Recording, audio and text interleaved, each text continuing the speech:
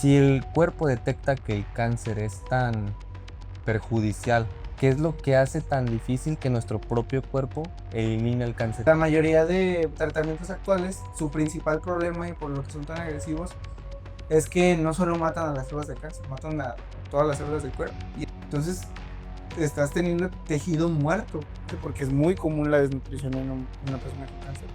Muy, muy, muy común, de verdad. Y de hecho es la principal razón por la que la gente se entera de que tiene cáncer, que de pronto baja un montón de peso. Pero sí o sí en un momento el cáncer empieza a hacerse resistente. Muchas veces se le llama que eh, los genes son el arma, pero los hábitos es el gatillo.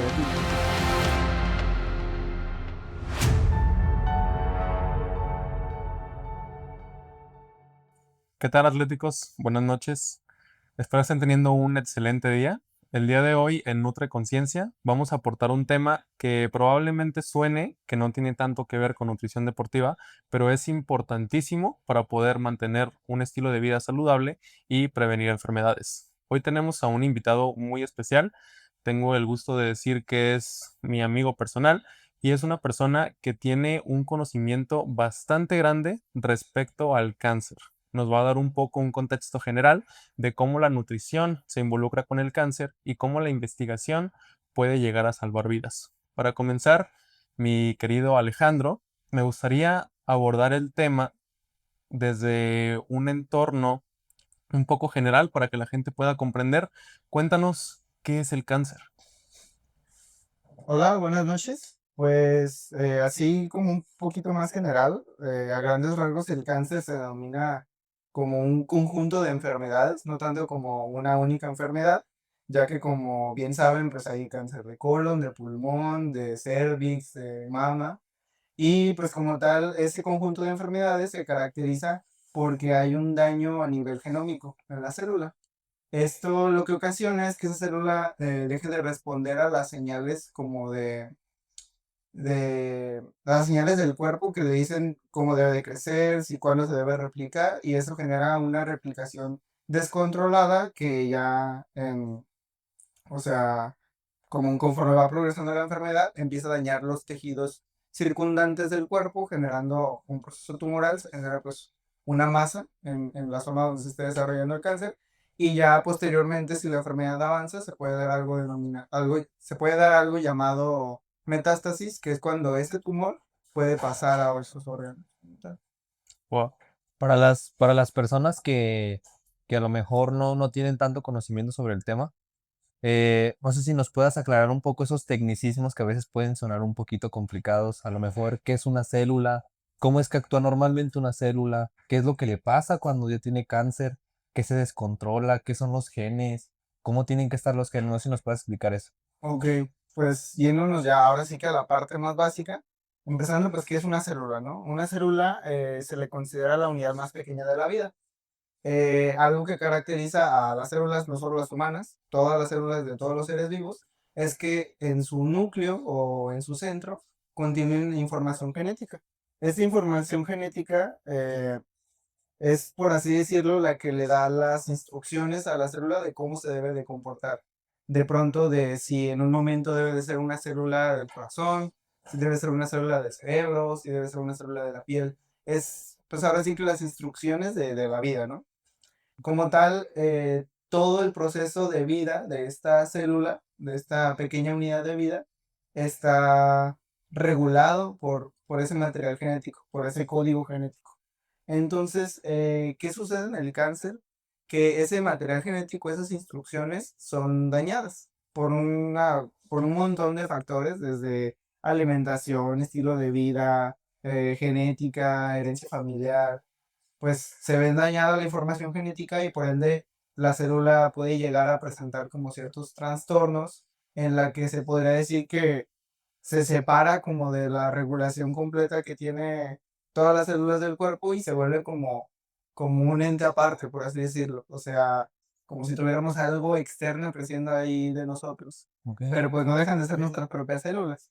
Y pues precisamente esa es una de las cosas que más caracteriza el cáncer, que o sea, no es un virus, no es una bacteria, no es un hongo, es nuestro cuerpo simplemente perdiendo el control en un punto específico. Wow, algo que se me hizo muy interesante es que mencionas que la célula tiene como la misma capacidad en todo el cuerpo, pero lo que las diferencia es las funciones que se les señaliza que tienen que realizar. Entonces, por ejemplo, una célula del cerebro, del corazón, de cualquier parte del cuerpo, tienen la misma estructura, simplemente tienen señalizaciones distintas. Sí, haz de cuenta, a lo que se le conoce, yo creo que sí es un tema, un concepto muy popular, a lo que se le conoce como el genoma humano, es pues el conjunto de, bueno, para empezar, el ADN se forma de, pues, de unas moléculas, como para irnos a más tecnicismos, llamados nucleótidos. El orden en el que aparezcan estos nucleótidos, el orden en el que están acomodados, es lo que nos diferencia de otras especies, es nuestro genoma. Eh, Aproximadamente el genoma humano tiene 2.000 millones de nucleótidos, ¿no? Es una cantidad inmensa de información, pero justo esa información es la que nos hacen ser un ser humano y no un perro, no un chimpancé, no un ave. Pues es nuestro genoma, es nuestro. Y como tal, todas las células del cuerpo humano tienen exactamente el mismo genoma, ya sea la célula de la piel, del cerebro, del corazón, de donde sea, tiene el mismo genoma. ¿Qué sucede y qué las diferencia? em, Hay como ciertas señales extracelulares que se podría decir como que tapan ciertas partes de ese genoma y solamente dejan como las partes necesarias para que esa célula funcione como una neurona, para que funcione como un blastocito, para que funcione como una fibra muscular, pero no deja de tener el mismo genoma. Y entonces precisamente eso es lo que hace que en el cáncer, cuando desaparecen estas inhibiciones, pues literalmente la célula cancerígena tiene todo el genoma a su antojo para crecer, para desarrollarse, incluso para adaptarse, para evolucionar dentro del cuerpo. Y pues es lo que lo vuelve una enfermedad tan resistente a terapias, a muchas cosas que se intentan hacer con los pacientes que padecen cáncer, pero sí o sí en un momento el cáncer empieza a hacerse resistente. De hecho, Alex, hay una pregunta que yo creo que a más de uno nos ha surgido por curiosidad. En el caso de los gemelos, lo que mencionabas del código genético, por ejemplo, yo tengo a mi gemelo, yo tengo el mismo código genético que él. Y también otra pregunta que se nos puede hacer como muy interesante es de que, por ejemplo, supongamos de que pues somos gemelos, tenemos como la misma sangre y todo, el código genético, ahorita nos vas a responder si es igual o no, y es por decir, yo puedo tener más predisposición a tener cierto tipo de cáncer y mi hermano gemelo no presentarlo. Eh, Hablando, bueno, primero contestando tu pregunta de los gemelos, em, a lo que se le llama, como les he dicho, el genoma humano, Ajá. pues precisamente la palabra lo dice, ¿no? Es humano, es general de todos los seres humanos como especie. Ahora, ¿qué nos hace que tú seas de una forma, yo sea de una forma, Memo sea de otra? Hay ciertas partes de los genes, entre esos 2.000 millones de nucleótidos, que tienen pequeñas variaciones. De pronto, eh, bueno, primero para empezar, son cuatro nucleótidos, la adenina, la citosina, la guanina y la tiamina. Ujú. Entonces hay ciertas zonas que se le llaman polimorfismos, en los que de pronto tú tienes una tiamina, pero yo tengo una guanina. Ajá. Y ahí Memo tiene una adenina y Ricardo tiene una citosina. Ahora, si combinas todos los polimorfismos a lo largo de toda tu cadena genética, hace la suficiente diferencia para que Ricardo sea Ricardo, yo sea Alex, tú seas Aldo, y pues con los gemelos se podría decir que esas diferencias son menores, Ujú. pero pues no dejan de ser dos seres vivos distintos y tienen un código genético distinto. Son dos seres vivos completamente diferentes, ¿no? Si se les hiciera un examen genético, evidentemente saldrían muy parecidos, pero podríamos saber con seguridad que este es el gemelo uno y este es el gemelo 2. Y ya hablando de la predisposición al cáncer, como lo mencionas, pues de ahí sí es meramente por herencia familiar, ¿no? O sea, no tienen que ser gemelos para tener la misma predisposición. Simplemente si tú vienes de una familia donde ya hay como cierta recurrencia, ciertos casos de cáncer, pues tanto tú como tus hermanos, tus hermanas, tus primos probablemente tengan una predisposición más alta a desarrollar cáncer. Pero recordemos que tampoco hay que echarle toda la culpa a la herencia genética, ¿no? Muchas veces se le llama que eh, los genes son el arma, Ujú. pero los hábitos es jalar el gatillo.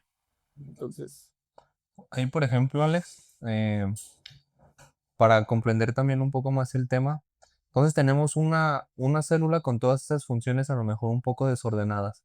pero supongo nuestro cuerpo tiene los mecanismos, a lo mejor ahorita nos lo vas a explicar, como la apoptosis y ese tipo de cosas. Pero en el cáncer, ¿qué hace la célula que ya está como un poquito descontrolada? ¿Se va aliando para generar un tumor con otras células? ¿O qué diferencia un tumor benigno de uno maligno? ¿O cómo es que luego puede llegar la noticia que para muchas familias ha sido muy triste de la metástasis? ¿Cómo es que de una célula que, digámoslo así, fue un poco rebelde, puede llegar a un tema tan complicado como lo es la metástasis? Sí, mira, ahora sí que por lo mismo que venimos comentando de la complejidad que tiene todo el genoma humano, cada vez que una célula se divide en el cuerpo, que constantemente todas las células de nuestro cuerpo están en división, ¿no? Constantemente células de la piel se están muriendo y se están regenerando las nuevas, células del hígado se están muriendo, del corazón. Siempre estamos como en reposición, por así Ok. decirlo, ¿no? Entonces, constantemente nuestras células se están dividiendo. En este proceso se le llama replicación celular, ¿no? Como tal, que es que una célula pues se divide en dos o da orígenes a distintas células hijas, por así decirlo. Células que hablando genéticamente se puede decir que son clones de esa misma Ok. célula, ¿no?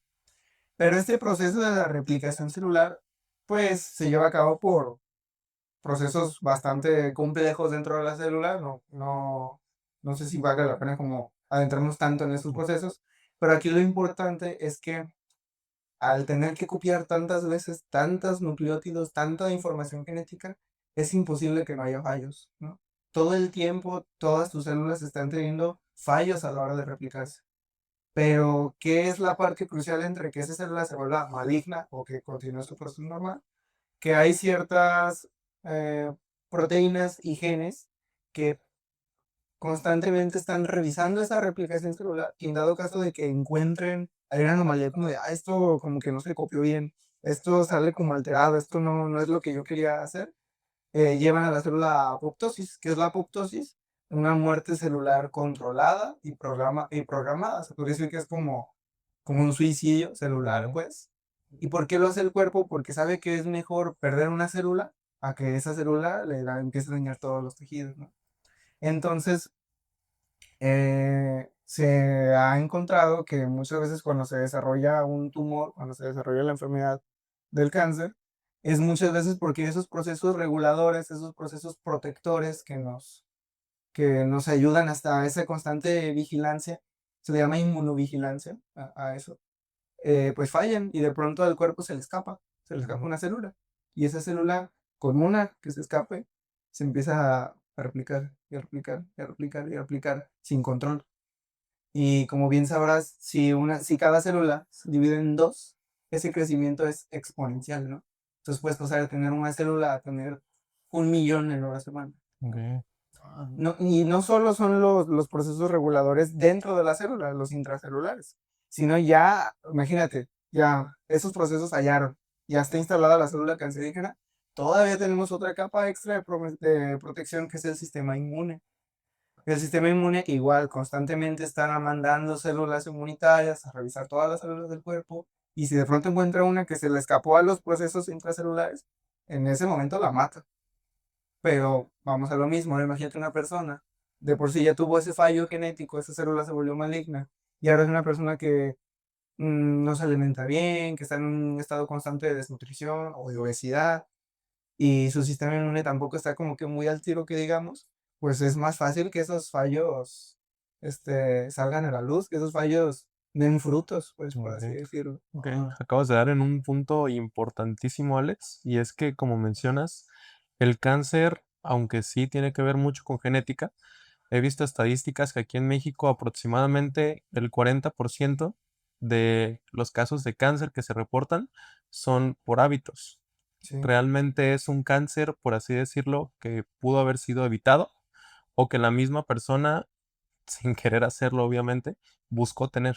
Entonces, ¿cómo es que se relaciona un estilo de vida saludable, una nutrición adecuada con el que una persona pueda llegar a tener cáncer? Me gustaría que profundicemos un poquito más en eso. claro, creo que un enfoque oportuno para contestar tu pregunta es verlo como del lado contrario, ¿no? Más bien la mala alimentación, los malos hábitos, cómo inciden en la generación del cáncer, ¿no? Y de esa forma vamos a entender un poquito por qué los buenos hábitos nos ayudan a prevenirnos contra el cáncer y contra, pues ahora sí que casi todas las enfermedades que hay. Lo que pasa ahí, hay algo que se llama epigenética. Epi viene de fuera, de externo, y pues genética, ¿no? Hay ciertos procesos extracelulares fuera del genoma, fuera de la célula, que pueden llegar a incidir en el genoma, en la información genética de la célula. Procesos como el estilo de vida, la alimentación. Por poner que un ejemplo, es de los mecanismos que más usa la célula para precisamente regular sus genes, que se le llama metilación de ADN. ¿Qué es la metilación de ADN? Tan sencillo como un grupo metilo, que pues, es un compuesto químico a grandes rasgos, se puede unir a esos nucleótidos, a esos pedazos de información genética. Cuando se une, puede hacer de dos cosas, o indicarle a una proteína que debe replicar esa parte, o indicarle que no la debe replicar.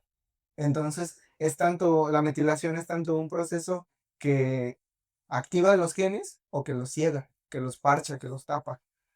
Y, por ejemplo, se ha visto que la mayoría de compuestos donadores de metilo, o sea, que directamente le dan como el combustible para que ese proceso se haga, vienen únicamente de la alimentación.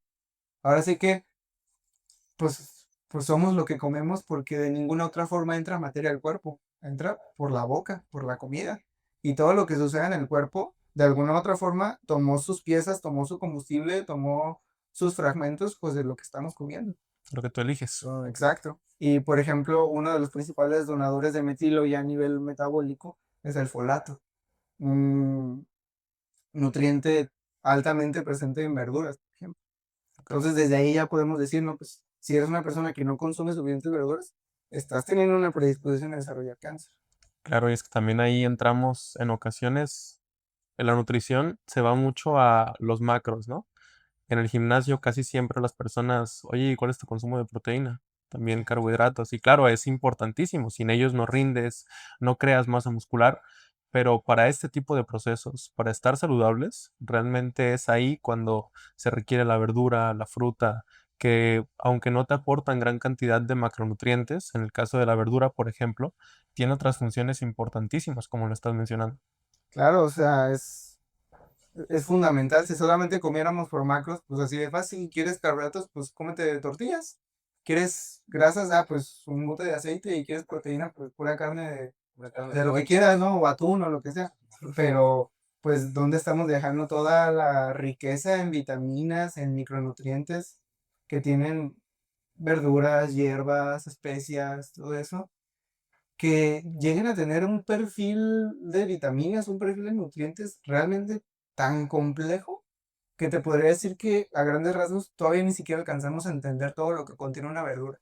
O sea, sabemos, o evidentemente muy buena parte de todo lo que contiene con análisis bromatológicos, con análisis de laboratorio, pero si combinamos el hecho de los literalmente miles de compuestos que puede contener una hoja de lechuga, y las relaciones que hay entre cada uno, porque pues no te los comes por separado. No te comes la vitamina D de la lechuga por separado y los colatos por separado, te los comes juntos, ¿no? Entonces no solo es la cantidad de nutrientes, sino cómo se están relacionando entre ellos, ¿no?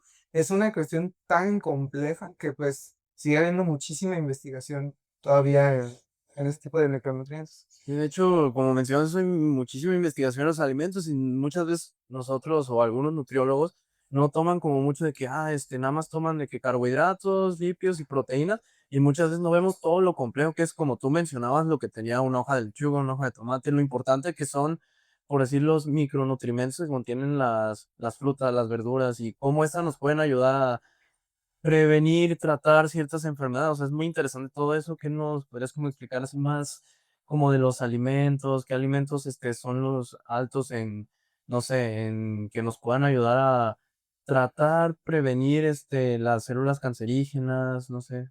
Pues como tal, en cuanto a investigación en cáncer, digo, sí se han investigado muchísimas hierbas, muchísimas verduras, pues, pero, o sea, la investigación que ha surgido ha sido como muy a grandes rasgos, ¿no? De que, no, pues que los compuestos fenólicos, que los carotenos, o sea, como familias de micronutrientes muy grandes. Entonces yo diría que ahí la recomendación no es tanto de, no, pues quieres prevenir el cáncer, come brócoli todos los días o come betabel todos los días. Simplemente una alimentación rica en verduras, Ajá. variada en colores, porque precisamente una de las formas fáciles que tenemos para identificar esa diferencia en cuanto a perfiles de nutrientes es simplemente el color de la verdura. O sea, una verdura, el grupo de verduras rojas no va a tener lo mismo que el grupo de verduras amarillas, el grupo de verduras verdes.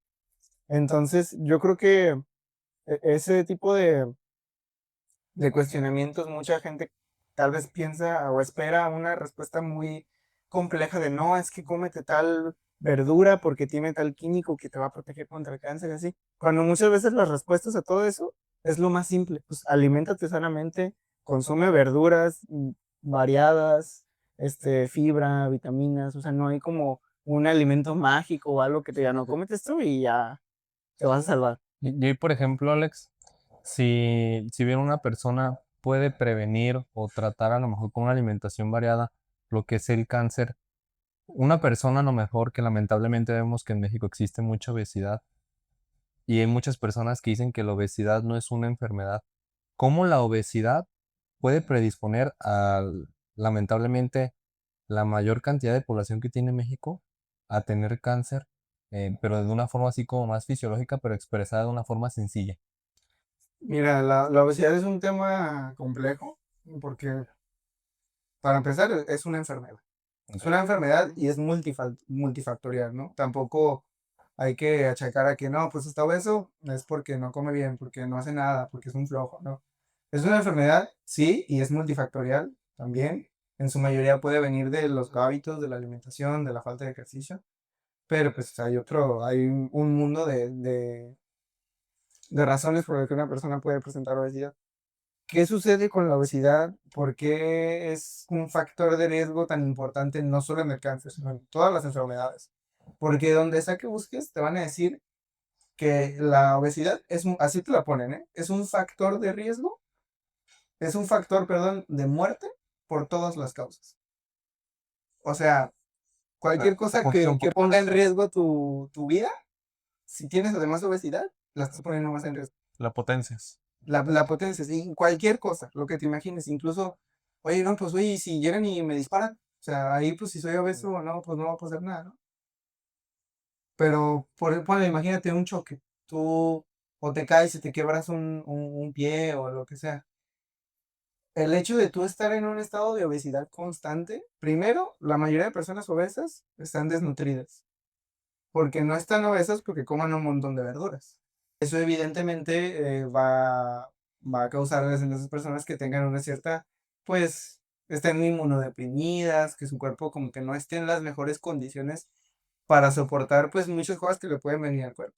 Entonces, si el cuerpo no está en las condiciones óptimas para soportar, ahora sí que adversidades, pues, evidentemente la obesidad va a ser un factor de riesgo para morir por todas las causas.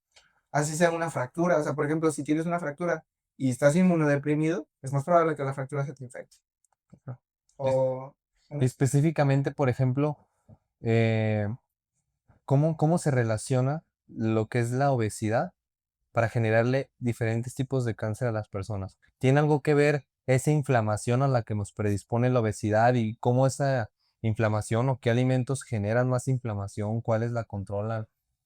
sí, mira, lo que pasa, y es parte de la fisiopatología de la obesidad, em, bueno, para empezar, la grasa en el cuerpo se almacena en células que pues su principal función es almacenar grasa, ¿no? Esas células se llaman adipocitos.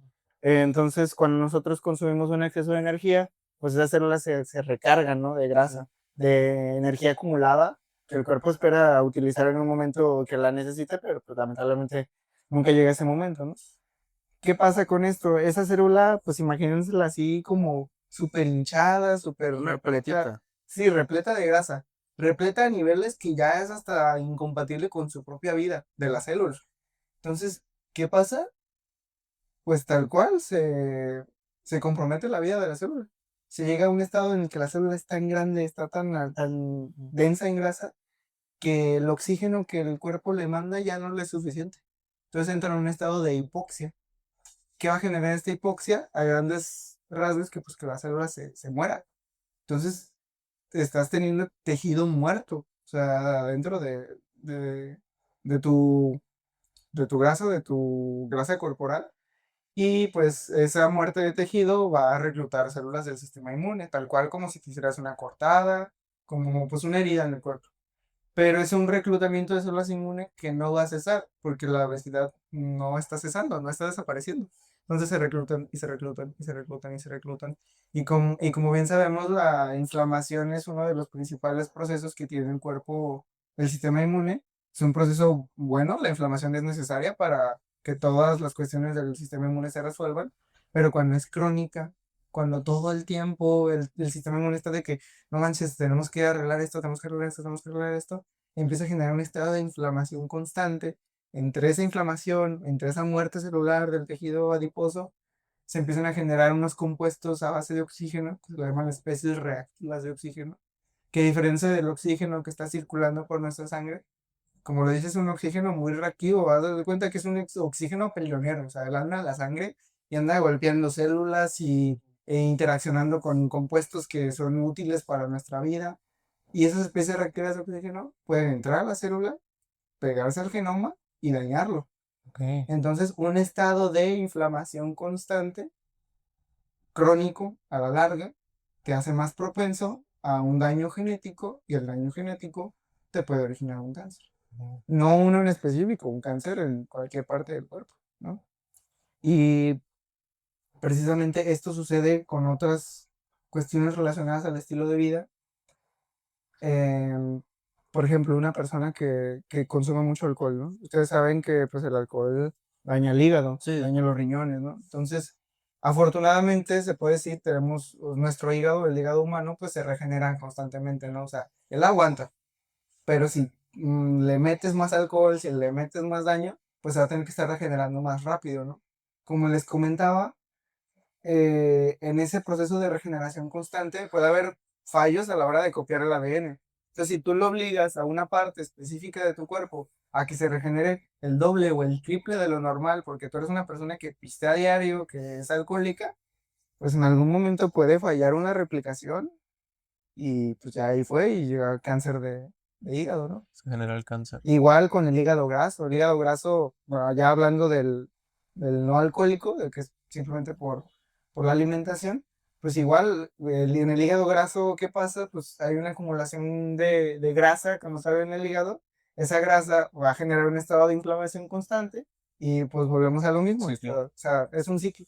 Wow. Y ahí es donde podemos incidir que ser una persona que consume alcohol, que consume tabaco, que consume alimentos ultraprocesados, que no consume las suficientes verduras, que es sedentario, que tiene obesidad, pues todo eso es un montón de factores que están encima de nuestras células y que en algún momento las va a hacer que se cansen y pues aparezca la enfermedad. Creo que hay algo ahí que me gusta mucho que mencionas y podríamos llegar a concluir de forma muy general que la cultura mexicana está en pro del cáncer, por así decirlo. Por ejemplo, tenemos que siempre que vas a una fiesta y no es que yo no tomo, no eres hombre entonces. No, te pones hasta... Dudan de tu masculinidad, por darte un ejemplo. También con el tema de la comida, cuando vemos a un niño obeso, comúnmente, ¿cuál es el comentario de la abuela? Está sano, está fuerte. Es un roble, mi fuertecito, niño. güey, está Está fuertecito. fuertecito, mi niño. Entonces, tú nos acabas de desmentir todo esto y de darnos a entender que gran parte de el cómo nosotros somos educados y de lo que se cree que es correcto en la sociedad nos puede llevar a algún tipo de cáncer. Sí, También un dato que vi que es muy importante sobre el cáncer es que una de cada 6 muertes que se da en todo el mundo es a causa de un tipo de cáncer. Y que entonces se atribuye que 10 millones de muertes aproximadamente al año son generadas por algún tipo de cáncer. Entonces, por ejemplo, ahorita que tocamos el tema de la obesidad, que vemos que es un extremo como muy impactante de todas esas cuestiones que nos genera fisiológicamente, pero ahora se nos vamos a un extremo de prevención, es decir, al ejercicio. Si bien ya vimos la cara un poco mala de cómo nuestro cuerpo empieza a fallar, cómo el ejercicio genera este entorno fisiológico de prevención o incluso cuando la persona ya tiene algún tipo de cáncer, ¿cómo puede ayudar a que su tratamiento sea mejor o para que si ya superó lo que es el cáncer, que su tasa de que a lo mejor regrese el cáncer sea menor? ¿Cómo podría incidir el ejercicio en eso? Sí, mira, ahí como efecto protector, bueno, es bien sabido todos los efectos positivos que tiene la actividad física en general, dejando de lado el hecho de que decir, pues por hacer actividad física no tengo sobrepeso, o sea, ya lleno no solo la actividad física. Sí se ha descubierto que, por ejemplo, el tú tener una rutina de ejercicio constante, ser una persona que acostumbra a hacer ejercicio, a la larga eso hace que tu cuerpo genere moléculas antioxidantes, que volvemos a lo mismo, expliqué las especies reactivas de oxígeno. Entonces, ¿qué es un antioxidante? Son moléculas que neutralizan las especies reactivas de oxígeno. Ok. Siempre que se hablan de los antioxidantes, es eso.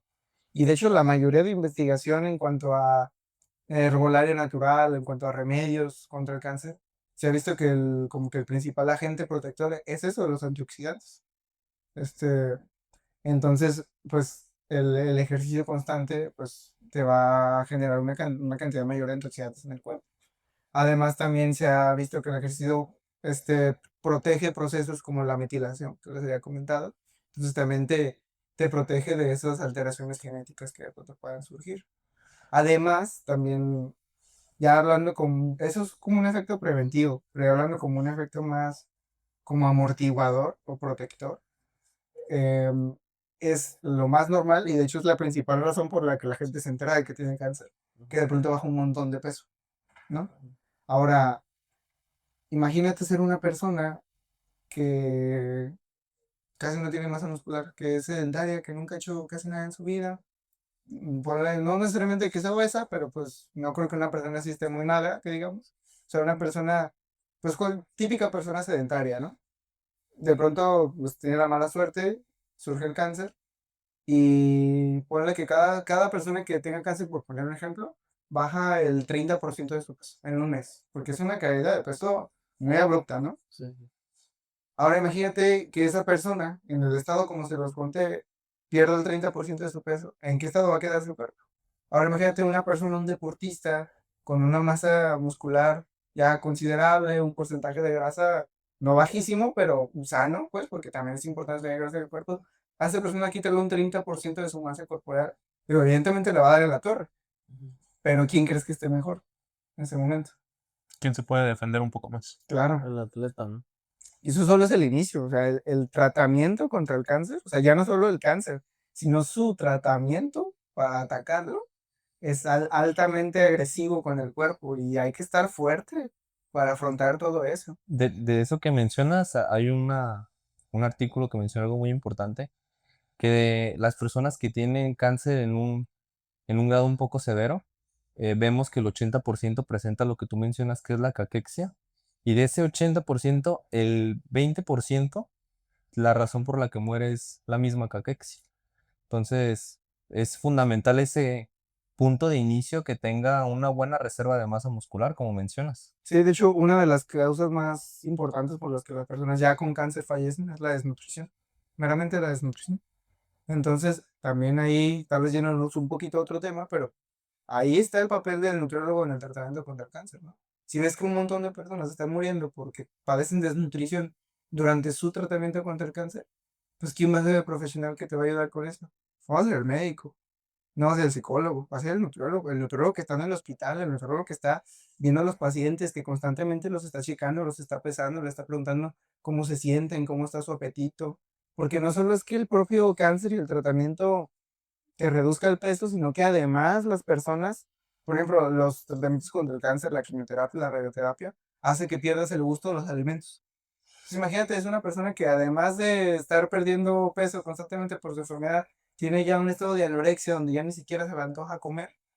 Entonces, Sí. ahí el que tiene que jugar el papel importante es el nutriólogo. Primero con la alimentación vía, pues, normal, pues, por la boca. Ujú. Y ya si está en un estado muy grave, pues ya yéndonos a una nutrición enteral, parenteral. Ok. Ah, pues sí. Mira, como mencionas, pues el papel del nutriólogo en estas enfermedades como cáncer es bastante importante. O sea, incluso desde la investigación, o sea, he estado revisando otra investigación que estaba haciendo sobre las células del cáncer, ¿Me podrías explicar un poco cómo es, o sea, cómo se ve una célula que tiene cáncer, una que no tiene cáncer? ¿Me puedes explicar un poco para nuestra audiencia, pues, cómo estás llevando a cabo tu investigación? Pues la investigación que yo estoy haciendo actualmente consiste en probar el extracto de orégano, la infusión de orégano, en líneas celulares de cáncer, específicamente de cáncer de colon. Yéndonos paso por paso, primero, ¿que es una línea celular? Pues una línea celular es una herramienta que se utiliza en la investigación in vitro, o sea, meramente células, ni animales, ni personas, ni nada. Son las investigaciones más seguras que se pueden hacer, ¿no? Porque no estás dañando a nadie. Sí, sí son células humanas, pero no estás dañando a nadie, ¿no? Entonces, ¿qué características tienen las líneas celulares? Pues son líneas celulares puras. ¿Qué significa esto? Que si yo tengo un cáncer de colon creciendo, solo hay células de colon mutadas de cáncer, ¿ves? Pero no hay células de piel, no hay células de ningún otro órgano, ¿no? Ok. Además son células inmortales. ¿Qué significa esto? Que esas células no pueden, bueno, no es que no puedan morir, pero más bien no tienen una caducidad, por así decirlo. Esas células que se usan en líneas celulares ya están como modificadas genéticamente para que puedan replicarse, replicarse, replicarse, replicarse, sin que en ese proceso se vean como dañado su genoma. Llega un momento donde ya no se pueden replicar, o ya sean infértiles, por así decirlo. Que las células del cuerpo humano son así, o sea, no, sí tienen un límite de replicación, ¿no? De que una célula se puede replicar, no sé, 100 veces y a las 100 ya no se puede replicar, precisamente para protegernos contra procesos como lo viene siendo el cáncer. Ujú. En una línea celular, al contrario, eso es positivo, porque tú quieres tener y tener y tener células. ¿Y por qué el orégano? Para empezar, el orégano es una planta rica en nutrientes, como lo vienen siendo los compuestos fenólicos, los folatos y compuestos también antioxidantes. Además, tienen ciertos compuestos, como lo vienen siendo el timol y el carbacrol, que son, sí, son compuestos fenólicos, me parece también, que directamente se ha visto que tienen un papel anticancerígeno, o sea, destruyen células de cáncer. Ahora, no estoy diciendo que el orégano sea el producto milagro, porque así como hay investigación de orégano, hay investigación en Jamaica, en jengibre, en agave, porque últimamente está como mucho revuelo en cuanto a la investigación de plantas como medicinales, Ujú. que ahora, digo, plantas que se vienen usando generaciones, pues, en nuestra cultura, pero que ahora se le está dando un punto de vista científico, ¿no? Se está comprobando si son seguras, si sí funcionan, por qué métodos funcionan, qué pasa a nivel fisiológico para que funcionen. Y entonces, pues, por ejemplo, plantas como lo viene siendo el orégano, se ha visto que además de tener un efecto antioxidante, antiproliferativo, o sea, que no solo mata el cáncer, sino que al que está ya no lo deja crecer más, también tiene rutas fisiológicas mediante las que puede destruir únicamente células de cáncer. Entonces, y eso es una ventaja enorme en el tratamiento contra el cáncer porque la mayoría de tratamientos actuales, su principal problema y por lo que son tan agresivos, es que no solo matan a las células de cáncer, matan a todas las células del cuerpo. Y eso cuando ves personas que se ponen pálidas, que vomitan, que les sale sangre de la nariz, que se les cae el pelo, las uñas se hacen feas, porque estás matando a todo tu cuerpo a la par, esperando que el primero que se muera sea el cáncer y no seas tú. Ujú. Lamentablemente, muchas veces es el paciente y no el Claro, cáncer. el cáncer. Porque, aunque no lo crean, el cáncer es más bueno para adaptarse a esas cosas que el propio cuerpo. Entonces, ahora sí que, pues es lo más efectivo que se tiene hasta ahorita, pero evidentemente es muy importante investigar otros métodos para que la persona con cáncer no sufra. Y que además plantas como el orégano, como otras que se han estudiado, son plantas que muchas veces se le llama que son cultivos marginales. ¿Qué significa? Que son cultivos que, o sea, tú avientas orégano así a una esquina con tierra y crece, ¿no? Entonces, Mm. ahora, imagínate lo fácil que es obtener materia prima de ahí a otros fármacos mucho más especializados, que el tratamiento contra el cáncer es carísimo para empezar.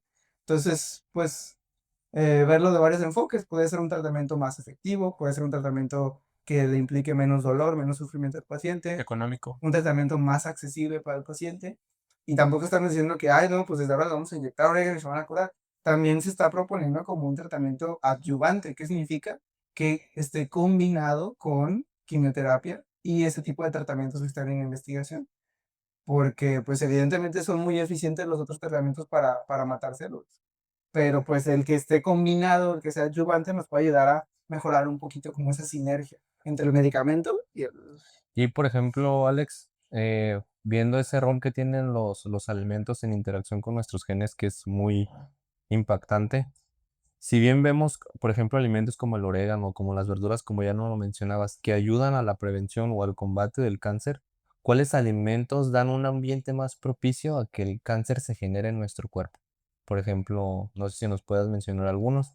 Sí, hay mucha investigación en cuanto, por ejemplo, las carnes procesadas, Ujú. como lo vienen siendo los embutidos, la salchicha, el jamón.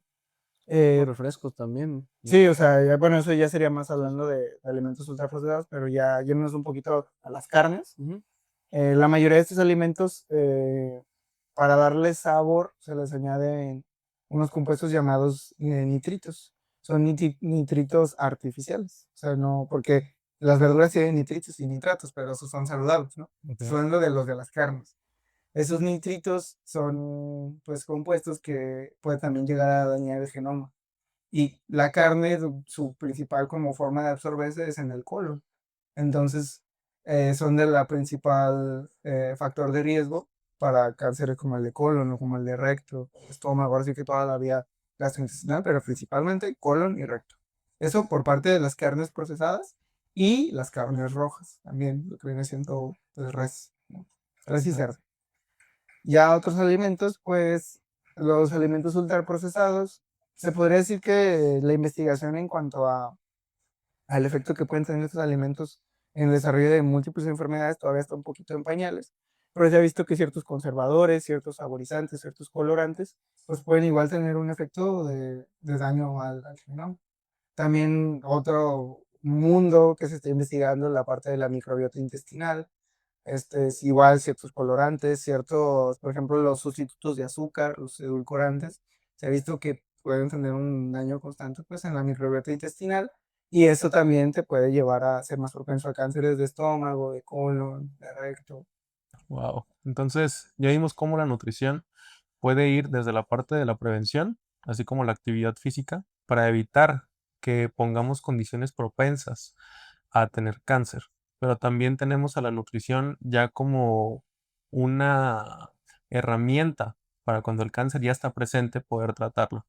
Entonces, comúnmente en este tipo de enfermedades, la investigación en nutrición como que no está tan desarrollada, como lo mencionas, el tema de la microbiota, alimentos funcionales. ¿Tú qué mensaje le darías a los compañeros nutriólogos que tienen como esta espina de ir a la investigación, pero probablemente tengan el pensamiento de que es más para los médicos o que no es un área la cual se pueda explotar tanto? ¿Cuál ha sido tu experiencia y quizás qué consejo podrías darles? Mi experiencia con la investigación como nutriólogo, la verdad es que ha sido pues un mundo de descubrimiento tanto de la carrera como tal de el potencial al que puede llegar un profesional de la nutrición, porque digo, sí, se pueden pensar en cierto punto de, no, pues eso dégaselo pues, a los médicos, ¿no? Pues, pero digo, evidentemente tiene un papel súper importante los médicos, pero muchas veces yo he escuchado la frase de que de las ciencias de la salud, el bioquímico de las ciencias de la salud es el nutriólogo. Porque ninguna carrera de ciencias de la salud lleva tanta bioquímica y tanta cuestión ya a nivel molecular, a nivel un poquito más fisiológica, como lo es la nutrición, ¿no? Entonces, no hay que olvidarnos que como profesionales de la salud, a pesar de que sé que muchas cosas no, pues que la replicación genética y las cuestiones fisiológicas y esas cuestiones un poquito más específicas se tocan muy por encima de nuestra carrera, pero lo que sí nos da nuestra carrera es que nos da la capacidad de aprender esas cosas. Nos abre nuestro potencial hacia ese mundo más orientado hacia la investigación biológica. Entonces, pues el papel del nutriólogo, o sea, más bien uno como nutriólogo tiene mucho potencial en la investigación por todo lo que muchas veces sabemos sin siquiera nos damos cuenta. O de pronto ya que ya llevas los semestres pues dentro de la carrera, ciertos temas te entran bien fácil y tú ni te das cuenta ¿cómo llegaste a ese punto de que los aprendiste, de que de pronto los entiendes de una forma pues, más facilitada? Y eso te vuelve competente en la investigación, incluso a un lado de médicos, incluso a un lado de otras profesiones que también tienen su punto importante. Digo, por ejemplo, los químicos farmacobiólogos o los biólogos, ay, sí, eso sí son una eminencia en cuestión de biología celular y todas esas cuestiones, pero pues el nutriólogo no se queda atrás tampoco. Y pues la verdad es que hay bastantes nutriólogos en el mundo de la investigación, más de los que yo esperaba. Y pues yo sí invitaría a las personas que están interesadas, que son nutriólogos, si no se sienten capaces, si no se sienten como con el conocimiento suficiente para abordar esos temas, les aseguro que el potencial lo tienen. Y si se lo proponen, lo van a lograr. Y no están para nada en desventaja contra otras carreras. No entren pensando de que no, pues es que soy nutriólogo, no, pues que me digan, no, pues que me expliquen, no. No, o sea, ustedes lleguen, aprendan, enseñen todo lo que saben, porque como nutriólogos sabemos muchísimo. Ok. Pues yo les diría eso, o sea, que se animen a entrar y que no se crean menos o que tienen una cierta desventaja por su carrera. De hecho, Alex, tocando ese tema, pues de hecho, pues es un equipo multidisciplinar, pues y el nutriólogo es el que tiene que dar las indicaciones para ver qué es lo que va a comer mi paciente que tiene, pues en este caso, el cáncer. ¿Me podrías explicar? Y creo que es una pregunta bastante interesante para todos los que les gusta el área clínica, las patologías. ¿Cómo es el abordaje nutricional en el paciente que sufre de, pues de que lamentablemente de cáncer? Porque a lo que tengo entendido es diferente a comparación de otras patologías o es más afuera de lo común. ¿Me puedes explicar y nos podrías explicar a la audiencia cómo es el abordaje nutricional en esta patología? Pues ahí el papel que tiene el nutriólogo con el paciente que está enfermo con cáncer, digo, pues es meramente cuidar su alimentación, pero además de la vigilancia constante, tanto de peso, se toman ciertos pliegues también para ver como el estado nutricional a grandes rasgos del paciente, porque es muy común la desnutrición en una persona con cáncer. Muy, muy, muy común, de verdad. Entonces, ¿cuál es su principal papel? Cuidar su estado nutricional. Y es mucho más importante que en otras áreas porque cuando una persona está enferma de cáncer, todo el tiempo está luchando constantemente, no solo contra la enfermedad, sino en recuperarse de los tratamientos tan agresivos que tienen estas personas. De hecho, por ejemplo, hay una cuestión que marca diferencia en pacientes con cáncer en cuanto al abordaje nutricional. En muchas enfermedades se ve como positivo que la persona baje de peso, sin dado o sea, si tiene obesidad, si tiene sobrepeso. Pero en el cáncer es un factor de riesgo pues para que su enfermedad empeore. Entonces, incluso si te llega una persona con sobrepeso, con obesidad, el nutriólogo espera mantenerlo en el peso lo más probable, lo más ¿Posible? lo más posible. Es inevitable que el paciente esté bajando de peso constantemente, pero si el nutriólogo no estuviera ahí, pues esa persona se chupa en un mes, ¿no? De hecho, esos pacientes tienen un requerimiento energético aumentado, muchas veces están en un superávit calórico, pero el problema es que al mismo tiempo sufren de cuestiones de anorexia, pierden el apetito, ya no se les antoja comer. Entonces el nutriólogo es el que tiene que estar, pues, como manejando esas cuestiones de, ay, es que debe de comer más de lo normal, pero también tiene menos hambre de lo normal, entonces, ¿qué hago, no? Sí, es un contraste. Ajá, entonces ya es una, pues le damos alimentos muy ricos en energía, muchas veces con alto consumo de grasa, o sea, o porque pues le tienes que dar mucha comida al paciente y si nomás te va a aguantar ciertos bocados, pues los tienes que aprovechar al máximo. Creo que un poquito parecido con deportistas que tienen así un rendimiento muy alto que es como de, pues su estómago va a aguantar esto, tú acomódaselo para que en solo esto le des todo lo que necesite. Pues es muy parecido en cáncer. Y ahí, por ejemplo, Alex, algo en lo que considero que es muy preparado y que me gustaría que le explicaras aquí a la audiencia es, si el cuerpo detecta que el cáncer es tan perjudicial en todos los sistemas que componen al cuerpo, ¿por qué el cuerpo no? Pues es una pregunta que a lo mejor todos nos hemos hecho. ¿Qué es lo que hace tan difícil que nuestro propio cuerpo elimine el cáncer? ¿Cómo se adapta? ¿Cómo? Eso es todo este proceso. Pues ahí yéndonos como una cuestión muy básica para entenderla, eh, toda vida se adapta, ¿no? O sea, conforme esté en su entorno, se va a adaptar para progresar en el entorno en el que está, ¿no? ¿Cómo se da esa adaptación? Por una cuestión de mutaciones genéticas. en general, digo, cómo se cree que ha evolucionado la vida en el planeta, pues simplemente hay mutaciones genéticas aleatorias. Las que no son provechosas, se muere el individuo, las que son provechosas se quedan y se pasa a la siguiente especie, siguiente especie. Combina eso millones de años, millones de generaciones, y pues ahí tienes la evolución, ¿no? Ahí tienes la adaptación de las especies. El cáncer es pues casi como otro ser vivo dentro del cuerpo, ¿no? Por ejemplo, una generación de un humano, ¿cuánto dura? ¿Cuánto vive el cáncer? ¿Cuánto una persona se puede reproducir a lo largo de su vida? Unas 5 veces, 6 veces. O sea, es que más, pero- Sí, bueno, sí. Pero lo que me refiero es que somos un animal y la mayoría de animales pues tienen periodos de vida de años, 80 años en casos humanos, 10 años, no sé si es un perro o cosas así, ¿no?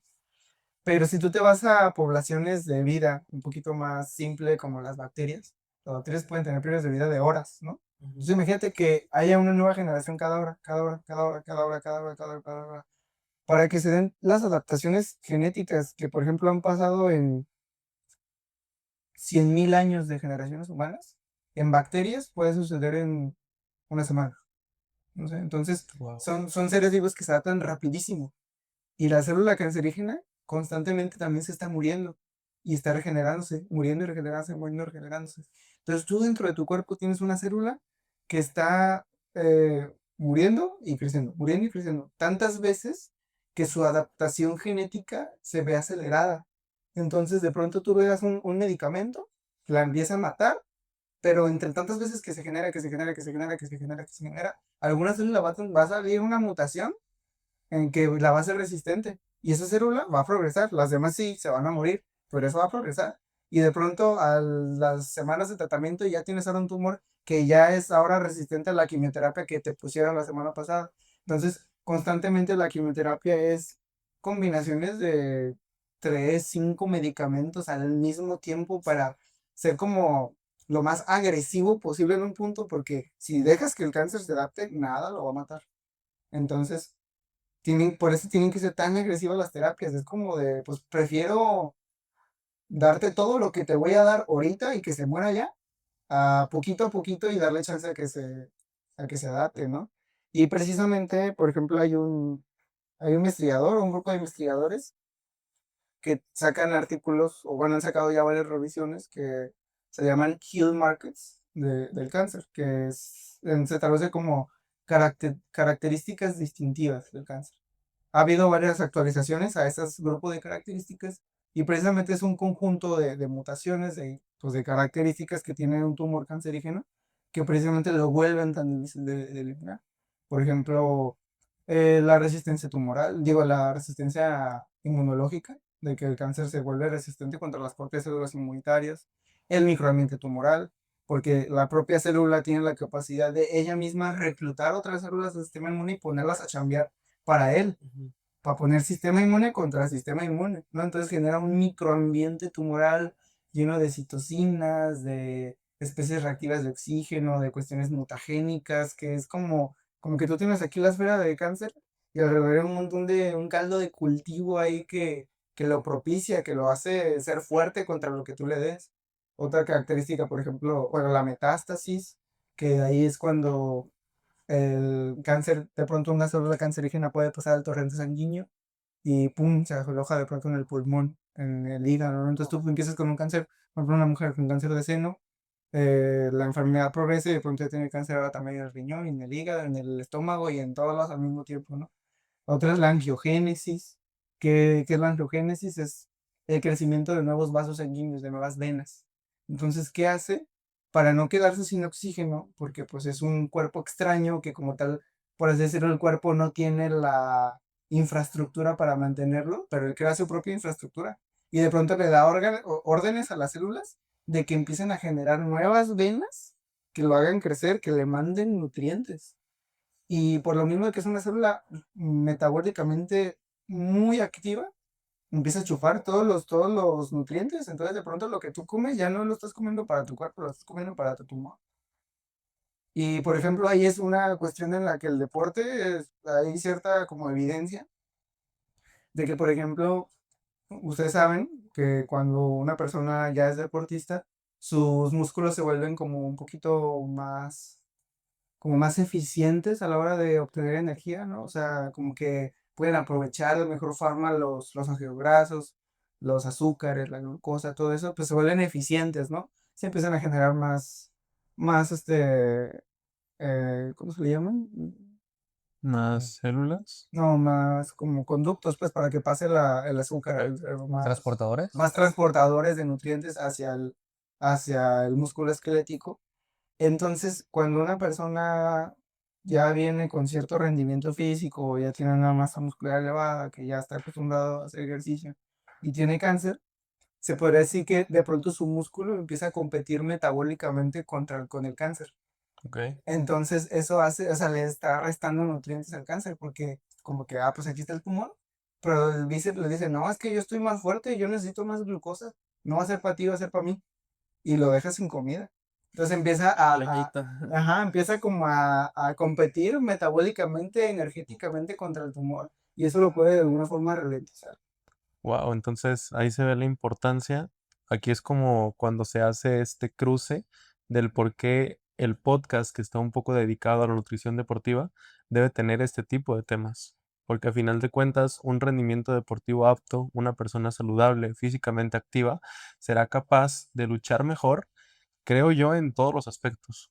Ahí hablábamos de lo metabólico, de cómo el músculo va a absorber la energía, pero también, por ejemplo, tenemos el tema de los neurotransmisores, que también el ejercicio está comprobado que ayuda a tener una menor, por así decirlo, posibilidad de tener depresión o otras enfermedades, las cuales también se ven muy relacionadas con el cáncer. Más que nada porque la persona tiene una deficiencia energética principalmente y tenemos a partir de ello ganas de no hacer nada.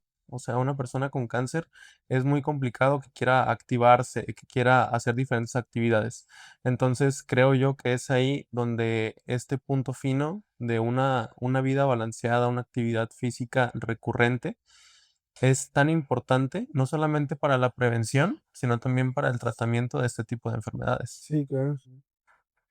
Sí, pues bueno, chicos, para terminar, pues me gustaría, Alex, que nos dijeras aquí a nuestra audiencia, motivarlos más que nada a que se puedan irse por el camino de la investigación. ¿Cómo es que tú te motivaste? ¿Cómo motivarlos a ellos? ¿Qué les dirías a ellos que es tu experiencia, que es estar en un laboratorio? O sea, ¿qué les podrías decir? Pues creo que no hay como bueno, al menos a mi punto de vista, como bueno, pues sí, un placer, una como satisfacción tan grande el pensar que yo, no solo como Alejandro, o sea, yo como Sí. ser humano, estoy generando nueva información, ¿no? O sea, ¿qué nos diferencia de un animal, o los seres humanos? Digo, también somos animales, pero ¿cuál es la principal diferencia? Pues el conocimiento, o sea, la capacidad de adquirir y transmitir ese conocimiento. Entonces creo que no hay actividad más provechosa, más dichosa para una mente humana que pues adquirir nuevo conocimiento y generarlo, ¿no? O sea, ser esa parte del conocimiento, o sea, y pues yo creo que cuando te metes en eso y cuando te pones a razonar de que, o sea, wow, que estoy en un laboratorio, estoy investigando algo que nadie más sabe, que yo que lo que salga de aquí, la primera persona en saberlo voy a ser yo. Yo creo que no hay para mí un sentimiento más bonito que ese. A partir de ello, puedes llegar a curar personas, hacer que alguien, en lugar de llegar a la muerte, pueda sobrevivir. Sí, claro, o sea, no, al final de cuentas, si la ciencia no se puede aplicar y no puede mejorar la vida de las personas, no tiene que usar. Y bueno, mis atléticos, para terminar, pues Alex, ¿nos podrías compartir tus redes sociales para que nuestra comunidad te pueda seguir? Claro, estoy en Instagram como alejandro.centeno28 y también me gustaría agradecerles por invitarme. Creo que pues, es una oportunidad muy grande que estoy teniendo y también creo que es muy provechoso lo que están haciendo pues para que todas las personas se enteren de todos estos temas. Muchas gracias. Y pues bueno, él es Alex Centeno y nosotros somos Nutri Conciencia. Nos vemos a la próxima.